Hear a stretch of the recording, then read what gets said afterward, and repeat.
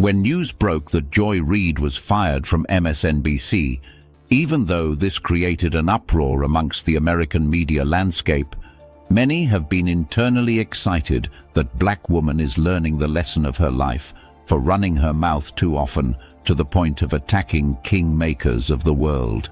Joy Reid has been vocal about her views on the Israel-Palestine conflict, often critiquing Israeli policies and actions.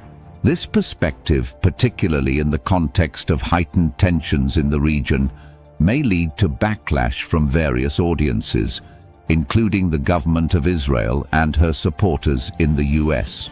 Her critiques have been viewed through a lens of advocacy for Palestinian rights, which they think is polarizing. Reid's criticism of President Donald Trump has also been loudly pronounced. Her engagement with controversial topics involving both foreign and domestic policy reflect a broader trend in media, where certain narratives are either embraced or challenged based on perceived party lines. How free is the free world? As an American journalist, Joy Reid, at this point in her life, can't answer this question to the best of her ability. Besides, a rudimentary journalistic adage states that he who pays the piper dictates the tune. This saying implies that those who fund or support a media outlet often influence its content and editorial choices. In this context, criticisms of Reid may stem from her perceived failure to align with the network's broader editorial stance. If viewers or advertisers feel that a commentator's views are too extreme or misaligned with their expectations, it can lead to tension and consequences for the commentator, such as dismissal. Of course, being critical of Israel and President Trump, whom the MSNBC are trying to pacify after being critical of him for the past 4 or more years, wasn't a shrewd approach from a woman of color like Reid.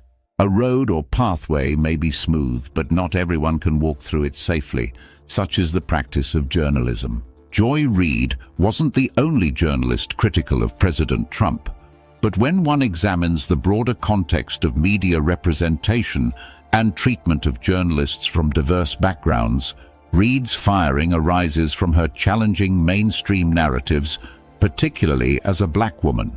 Her style has been interpreted as a lack of tolerance for dissenting voices. However, without unequivocal evidence of discriminatory motivations, it remains a complex issue involving editorial discretion, audience reception, and market dynamics.